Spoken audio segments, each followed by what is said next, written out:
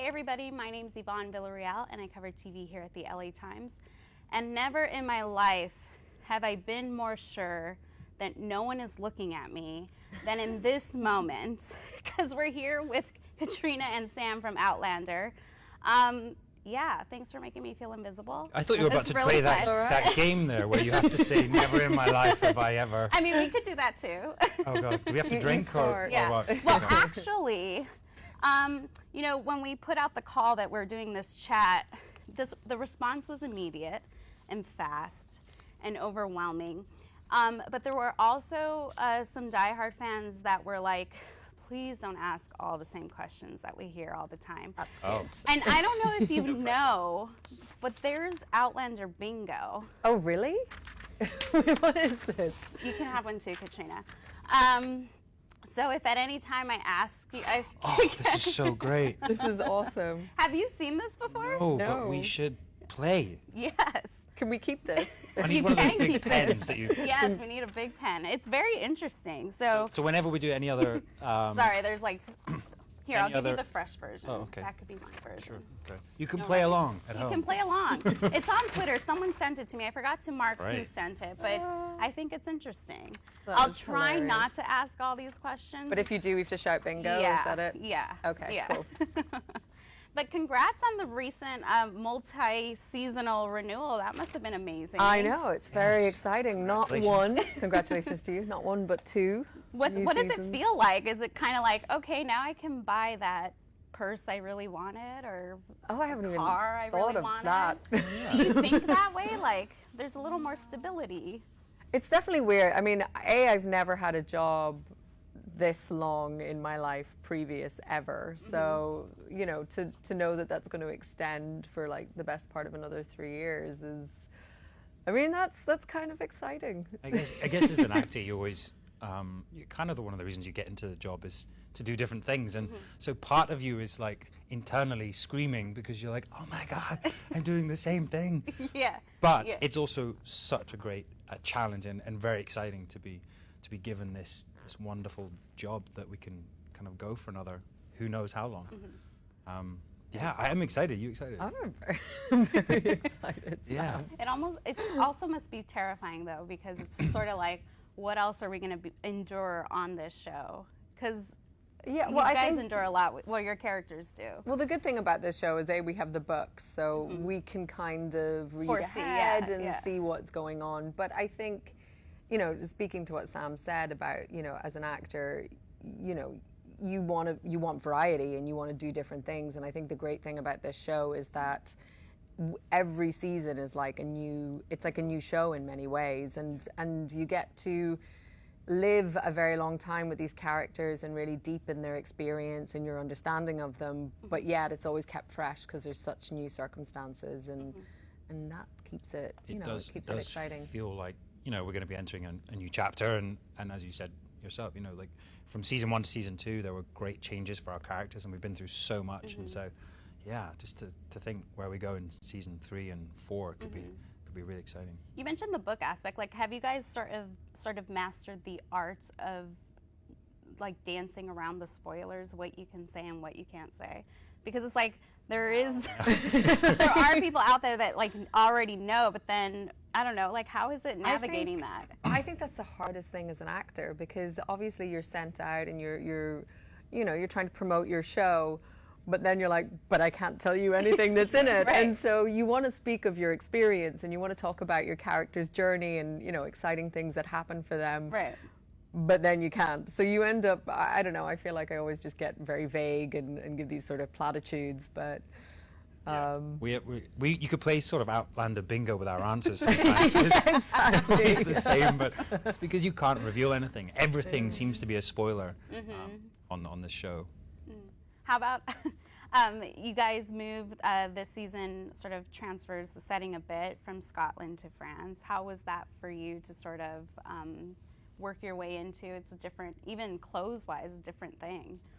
I mean, it felt very different. I think we both, I suppose, struggled in a way in the beginning, because it was like, wait, what is this? And you're trying to keep the integrity of your character, and yet our characters were almost playing characters as well. So in the beginning it did feel a little uncomfortable, I suppose, but luckily with so many of things with Outlander, it mirrored the journey of our characters quite perfectly. So I think in that way it was a great thing to use, you know, and I think as an actor you have to use what's available to you, and so that newness and that uncertainty and that figuring it out, it was quite helpful as you were going along as an actor as well. It feels like we're constantly, as actors, being put into situations that, you know, or the character situation that is so new to us, and so we're never allowed to sort of rest on our laurels. We're always discovering new things about the characters, and I think that's what makes, as we said before, the show so interesting and rewarding as an actor as well. How about, let's talk about more about the clothes. Like, the costumes on this show are amazing. Do you have favorites, and what's it like? How does it sort of inform your character and how you portray the character, and just the mindset of how much does that help you? I mean, it helps hugely. You know, Terry is, I mean, she's been such a fan of this series for such a long time, so her knowledge of the characters and what she wants to do with them and how each of them have a very particular personality and style is amazing. And when you go and you have the first conversations with her about what she's about to do, it's always so fascinating to see where she's pulled the inspiration from. And you know, we started doing secret fittings for season 2 at the end of season 1, and you know, I started to see the shapes because we were doing them all in like, you know, in toile, so there was none of the colors of the fabrics yet. And at that point, you're like, whoa, this is going to be very, very different. And then when I came back, and just to see that, like, the sumptuousness of it and how vibrant and vivid everything was really, it was such a difference. But, you know, it's interesting as a woman of our time wearing a corset all the time and a bum roll and all of these yards of fabrics, you know, that restriction and restrictiveness and kind of being so ornamental is quite an interesting thing. And it's only when you look back later, I mean, it definitely affects your emotions, I think, because your air supply is restricted for so much of the day. And I can, you know, there's definitely some that are more comfortable than others, but I can almost track certain costumes where I'll be slightly emotional those days, or maybe not as easy to handle things, and probably really annoying. Key to acting there, isn't it? Just give me a really tight corset and I can be emotional. Yeah. Well, yeah, just your nerves are a little bit more on edge. It's funny. It definitely, it affects you, and it's interesting to look back on it now and be able to see all of that. But there's so, I mean, Terry's just incredible at what she does. But there's also about you as an actor, I think, also tapping into that. You know, you're probably you're feeling constricted, so then you can use that into the character. And I think in Jamie's sense as well, it was very much buttoned up and, you know, playing a part. And but it's a nice counterpoint to the second half of the season, which we're at now, you know, and we're back in Scotland, and it's kind of dulled down, and there's lots of mud and blood, and somehow it's a really nice counterpoint to the first half of the season. When you must feel freer with the kilts, right? You do, in yeah. more ways than one. It was. And one of the questions is. Just saying. Bingo. Yeah, no, absolutely. I think we all felt, you know, the cast and crew going back to Scotland, not just the costumes, but also the sets and the relationships as well, felt like we were going back to an old friend. And it's building on what happened in the first half of the season, but it really, I think, toward the second half of the season really begins to gain momentum. And certainly the episode that was aired last weekend and this one coming up this weekend, I'm so proud of. I think the whole ensemble, Caitriona is amazing, as we've seen, but I think everyone across the board in the next episode is just so strong. So it's good. Do you have a favorite Episodes? a Costume? one you wish you could have taken home? Well, most of the ones that are my favorites would be very hard to find a place where I can wear it outside like of the neighborhood grocery store. Why not? Just like have no one else on the footpath with me. The Dior, the one that we call the Dior, is definitely one of my favorites. I think it's just because I loved what Terry did by bringing elements of the 40s into the 18th century and having that link with the Claire, you know, Claire's life and her aesthetic and what she would enjoy in a visual medium. So I just loved that, and I loved the simplicity in the lines of it.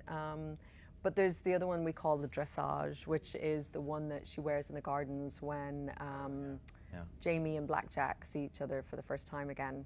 It's a spectacular, spectacular outfit. Weighs a ton, but it's spectacular. It is stunning, yeah. And your hats are amazing as well. Yeah.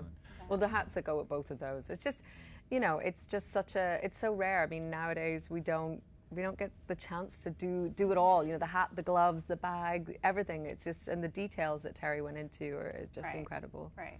Well, and Diana's obviously still a consultant on the show, but you're checking. Just checking, bingo. it's not. So carry on, you're fine. But she also wrote a script this season, right? What was that like? And, you know, what's it like still having her be involved in around the set? Is she sending you emails or texts or telling you? I actually got one today from her. She's just read I think I'd say that. She's just read the first episode of the next season, and she's really happy and excited. And I was like, oh, what? I need to email her. Yeah, About that. What's happening? Who's written it? But it's no, she was great, and obviously we were all excited that she had written this script. And I think when we all did the read through, you know, we were delighted. It read really well. Has a great pace to it. It's coming up soon, and it was great to have her on set as well. You know, she was there, and also writing a book while she was also on set, and to be playing Jamie while she's writing Jamie is kind of a weird thing. It was funny. You could see her, and it's almost like she goes off into, you know, this imaginary world where she's like sort of talking to herself and seeing it play out, and then you see her go back to the writing. It's amazing to watch somebody go through that process. Probably saying, God, what are they doing to us? Oh my God. Writing an email to stars. Exactly. But no, she's been so supportive, hasn't she? And, Yeah.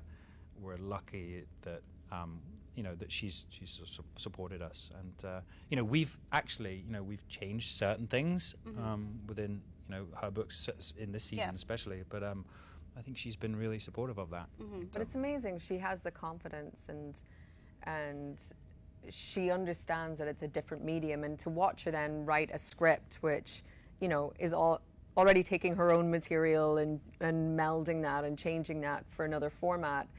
And then also within that, you know, anytime things weren't working, like we had a situation with one of the scenes in her script where, because of the location, it wasn't working, or we couldn't quite figure out the choreography of it. And, you know, Diana's the first person to kind of be like, well, then we'll just do this, this, and this. And it's that freedom that she has with her own material, because I guess she just knows it so well, and she trusts herself. And it was quite great to watch that. Was she giving a lot of notes while filming the episode? She would remain quite quiet, I think, and let everyone do their thing. There's a lot of people on set that have, you know, a lot of ideas, and so. But then I remember there was, you know, one specific scene that, you know, we couldn't quite get it to work, and eventually she just came out with like the way to fix it, and it was great that she was very astute, and she just kind of cuts through all the, you know, it is very forthright and very straightforward, and we were lucky to have her there. I'm not sure we could entice her back. No, I think I'm done. I think, was it November when she was was there? It pretty was tough, and it was rough. I mean, she did so well, but it was, you know, I think she started off. It was quite funny to watch the evolution of her clothes, because the first few days it was like just the jackets and boots and wet weather gear, and then it was just another scarf would appear every day. So by the end, you could just see this little tiny face come out. We just fed her a lot of hot chocolate. A lot of hot chocolate. Yeah. Did you pour it into her? Oh yeah, I spoon-fed her. Yeah. Yeah. I'm sure that's what she would want it. Well, the first season obviously focused on the couple sort of in the newlywed sort of phase. We got to see the love develop and stuff. But season 2, there's a lot of trauma going on. There's a lot of challenges they face. Talk about taking the next step with their relationship and seeing how things sort of evolved. Well, I thought it was great to have that opportunity to watch this marriage evolve, and especially within the circumstances of, you know, Jamie was recovering from such a horrific trauma by the end of season 1, and, you know, how does a trauma like that affect not just him as a person, but his relationships? And that was a really interesting thing for us to be able to play. You know, where is the intimacy? You know, it's been effectively destroyed because of that, but, you know, where do they come together, and what is it that keeps their bond strong? And, you know, the pregnancy was a huge, I guess, safe place for them, or a place of hope for them. And then to watch them go through the loss of a child was a really, you know, horrible ordeal for both of them. And you know, and then how does a couple get over something like that? You know, how does a couple get over the loss of a child? And that was a really, I think that was a really momentous moment for this couple this season. And then the second half of the season, it's really great to watch, you know, Jamie especially, you know, blossom into this man that he's always, I think, you know, has always been there, but he's really sort of come into his own, and Claire's right there at his side, and the two of them have this partnership, and it's great. I think that's something that's been great to watch for the rest of the season. We're a little nervous as well at the start, because, you know, people have bought into this relationship, and it's the thing that they love, and, you know, the fans of the books want to see the Jamie and Claire that we all know and love, and to sort of go against that. And you know, personally, you know, from my side, I wanted Jamie not to sort of be as shiny or as kind of, you know, good as we've seen him in the first half of the season, and then to see him grow into this man. But also, and then they become this strong partnership that are trying to do something that's bigger than themselves. And so it's not about, you know, their relationship. It's about the mission that they're trying to do. They're trying to save, you know, everything that they know and love. So it's become bigger than them. Well, and it's interesting because bad things seem to happen when they're apart. What do you make of that, and what that says about their bond? Well, you know, I think that they're soulmates. They're meant to be together, and you know, we're going to see them apart again, and we're going to see how that affects them each individually, and that's something I'm really looking forward to in season 3, to see how that... having to work with me. It all comes out here. Basically. Yeah. Great. No, but you know, what's so great about this, and what Diana has always said about her books, and what we've found really interesting, is that this is a portrayal of a marriage, and how does a marriage stay together? And, you know, I think sometimes people just want to see, well, them having sex all the time and how everything's just so wonderful and great. And it's like, well, then there's no drama. And also, life isn't like that. You know, you have that first blush of passion and all of those things, and then people settle into, you know, real relationships. And you know, I just think it's interesting to watch how they fight to remain together, and how they fight through all of these different circumstances, and you know, how they keep their bond, you know. You want to add anything to that? Absolutely. You know, I think Caitriona rambled enough for me. No. I won't have to work. You know, it's absolutely. You know, and it has become, you know, a more grown-up relationship, and I think that everything that they go through makes them stronger and deeper, and that love. And then season 3 is going to be, without giving away spoilers, but you know, they are going to spend time apart, or maybe, you know, lose each other, and what does that do to these people that need to be with each other? It's going to be just a real exciting challenge for us as actors, I think, and Well, one thing that the shows never fail to do is generate conversation and get people talking, and, you know, which is a good thing. You saw that last season with the rape scene, and talk about this season and the discussion that happened surrounding this season's rape scene, and what you thought about how people responded to it, and what your response to it was. To Fergus,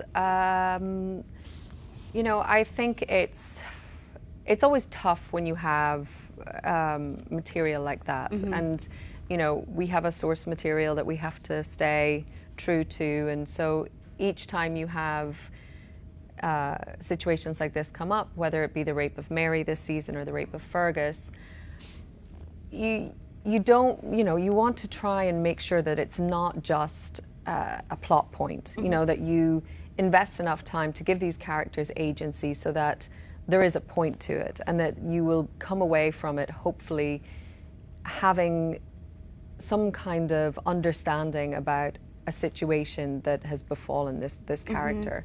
With Mary, I'm so excited about what we're going to see going forward. I think the writers have done an incredible job about giving her a through line with it, and she has a drastic shift in the type of woman that she becomes. And I think that, as horrific as what befell her, I think it's a real defining moment in her life and gives her strength to draw from in a very strange way. Yeah. And with Fergus, I mean, this child grew up in a brothel, and he has spent his entire life seeing horrific things. In the book, he actually was also a prostitute, and the writers had chosen not to do that part, but we have to see that in some ways he is a child who's been,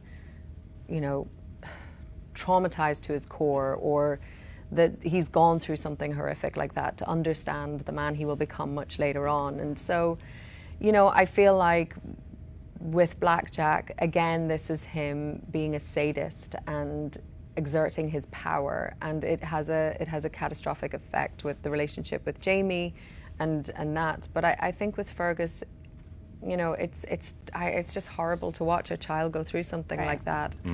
But it also, in some way, is the catalyst for him having this very strong home with Jamie and Claire going forward. So, hopefully something good has come out of that. Yeah. And as a plot, just as a plot device, but, for Jamie to break his word to Claire would have to be something, really big. And, and it's horrific for Jamie to see, and he just cannot control himself. It's always, the catalyst is always Blackjack. And it seems to be, certainly in season 2, the moment that he turns up, it just begins to sort of mix everything up again. So That Tobias. yes. I know. Let's just talk about him for a second. What are your real thoughts? Let's talk about Tobias. Yeah. Let's talk about that man. He's so good at being just So good at being bad. so good at being bad. I So think that good. should actually be Tobias's tattoo. Just I think a he would. t-shirt, yeah. How about, this might be a bingo question, and I apologize, but I Okay. do want to hear your thoughts. Is there a scene, I love that he's looking, is there a scene that you were excited for the fans to finally see how it plays out, or even if it hasn't aired yet, but was there a scene that either you enjoyed that you couldn't wait for people to see, or were sort of interested to see how people would react to it? Yeah, I mean, just in last week's episode, I was excited because it's not that often we stray very far from the books, and so I thought it was a really fun and interesting thing that Matt wrote to go back to the 40s, and it's always a risk with that because you don't know if the fans are going to be like, oh, that never happened. Right. So, but it was exciting, and I think it was a nice little thing to show where the origins of Jesus H. Roosevelt Christ came from, and to see Claire with the Americans and all of that thing. I thought it was really fun, and it was a nice. You see another side of Claire as well that we don't get to see, and sometimes I don't know, like she. It's nice to see her in a different setting. It's like younger as well. I felt like but she Yes, just yes, I was much younger. Then. there's something about her energy in the scenes that before this is all sort of the horrors of war or whatever. But I'm excited about the next episode. I think it's just something as a Scotsman, is very close to our history, and there's also just things that happen in that episode that are surprising and. Give me Spoiler. Give me one spoiler, teeny tiny. That's Give a you hint. one spoiler. People die. No. It's called Preston Pans. I mean, it's like Well, It's and right there in the title. Yeah. I don't want to put you guys on the spot, so I'm going to give you time to think about it, but I'm going to say it right now. At the end, I kind of want you to ask a question that you always wanted to ask Caitriona, either about the role or whatever, and vice versa. But first, I'm going to get to some fan questions Oh, because yes, right. we Oh, have yes. to give them their dues because they've been asking a lot of questions. Yeah. So Amber on Twitter asks, if you could travel back to any era, when would it be and why? Bingo! Sorry, See? Amber. Next. We only need a few more. What do we win? I don't know. You could win a coffee LA mug. Times mug? I'd love A one. coffee mug, yes. Right. Yeah, cool. That's Okay, it. we got it. All right. Bingo's the answer on. to everything. How will you prepare to play older Jamie and Claire? I've decided that Jamie should be quite large. As he gets older. He's going to eat a lot of donuts. Donuts. Yeah. So I think that's one way. I like that. In all seriousness, I mean, I think there is something about the physicality, and it's certainly a way that I like to approach it.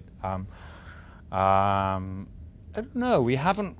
I mean, there are ideas. I kind of don't want to tell you, to be honest. But there are ways. But I think ultimately it comes down to being away from the person that he loves, and actually think he's lost. So why is he still alive? What's he got to live for? And how does that affect you? Emotionally. So physically, actually, I think you look at the books. I was speaking to Diana a little bit about it, and I don't think Jamie changes an awful lot physically, but there will be something. I mean, for me personally, Jamie's changed so much in my mind.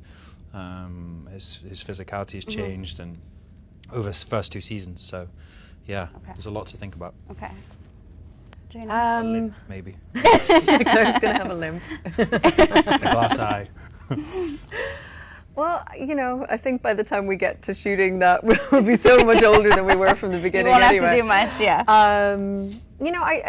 I think it's interesting to contemplate what is the weight of experience and what does time do to you, and especially when you've lived a somewhat compromised existence, or with Claire maybe a life of disappointment in many ways. But Claire, as we know, or as some people may know, I mean, she's going to become a surgeon.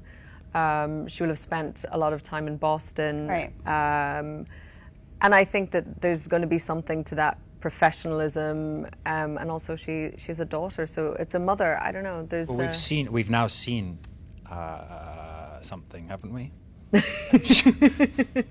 Talk amongst yourselves. I'm sure we've 1950s. seen a little flash with a young Yes. daughter. So we've seen a little bit of I like that. You're good at this. Claire, older Claire. Yeah. Sarah on Twitter asked, would either of you be interested in directing an episode?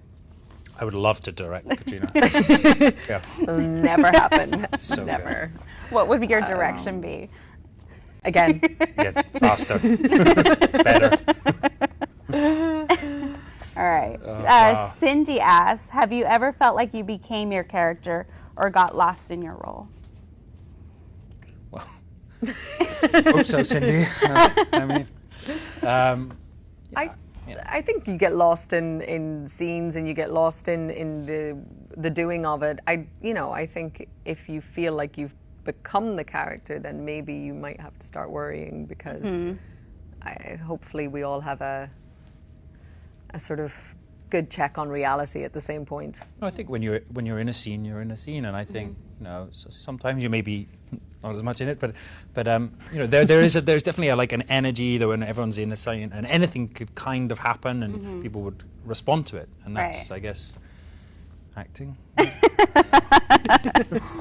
Jenny on Twitter asked, Elizabeth on Twitter, were you glad the PTSD angle was included in the story? I loved that. I loved seeing, I think that Claire, since the miscarriage, is a much more fragile person in many ways. And so when we lead up to this battle, I mean, she's everything is just much more close to the surface. So it was really interesting to have those triggers for her that brought all of this horror back from Second World War. And, you know, for someone who's always come across as so capable and so strong, it was really nice to see that vulnerability and that fragility with her. And yeah, and I think it's, you know, it's been amazing on Twitter. You know, there's been lots of people who have really appreciated it, and people who weren't necessarily always soldiers in wartime, but have experienced situations that are traumatic, and they've, I think with both Sam's, with Jamie's PTSD this season and Claire's, it's nice to bring that out into the conversation. And I was just thinking about baseball, to be honest. She could never go to another baseball game. A lot of people wanted to know when you start shooting season 3. So do we. I think we'd like to know. Well, I think we know. Are we allowed to say? Why not? I mean, I don't know. Are we? Few months. Not that in a few months. When do we shoot season 4? That's what I want to know. Yeah. That's the bigger question. That is. Okay. The time is now. What's your question for Caitriona? Oh, I like that he's going with bingo. I know. Gonna go with a bingo one.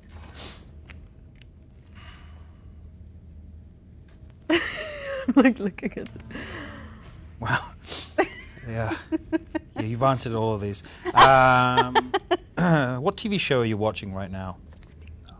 Oh God, don't ask me that. Okay. I sort of I'm in a mid.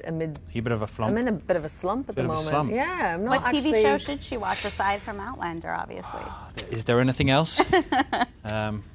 I've been watching Vikings. Which I've been really enjoying, actually. It's terrific. I tried twice to watch it and failed, and then something really caught me, and it's amazing. It's really good. Yeah, there's a lot of parallels between their show and ours. Hairy men. Hairy men. Do you have a question you've always wanted to ask Sam that you've never? Uh-oh. Nothing's off limits here. Nothing. Okay. Just ask. I'll answer. I'll be truthful. Why are you always so late? Can we address this? Comes out. Oh, wow. Can we address this right now? This is something that she doesn't know. So what happens, right, on set is we get ready in the morning, and I'm ready before her, because she has a lot of things to do. She has all this costuming stuff. So I go to my trailer, I'm ready, and we all wait for Caitriona. So I'm lying on my sofa, I'm playing music, I'm eating, normally eating. And I wait for Caitriona, and sometimes it's half an hour, sometimes it's an hour. That's never They true. don't tell me to move until she's in the car. Then they come and knock on me, say, we're ready to go. So I'm like, oh God, right, we're ready. So then she's left waiting for me in the car while I'm coming to the car. So she always thinks that I'm late, but I'm not. And then, so what's the excuse when we're doing press then? He's taking a nap. They wait till Caitriona's in the car and then they tell me to go. Yeah. So, Sam, I think this is something you need to work on, because then it'll be another bingo question, and we can't have that, right? Why am I always late? I'm teasing. I don't know. I couldn't think of anything else. It's going to stay with him forever. Oh. Clearly. And there's going to be so many headlines about this. So much trouble. Yeah. He'll get you back, I wasn't I'm late sure. today. I was kind of. I think he was early today. He was here before I was. Yeah. I like this it here. is the new Sam. Yeah, this is season 3. That's what you're going to see. That's different. Okay. Yeah. Interesting. Well, thank you. Well, I want to thank you guys for joining us. It's been a pleasure, and to all you tuning in, thank you. For everyone that played Thank along. you. Yes, thanks for all that played along. New game. And there's a new Outlander this weekend, so catch it. And thanks for tuning in. And if you want to see more of our Emmy chats, visit latimes.com. Thanks.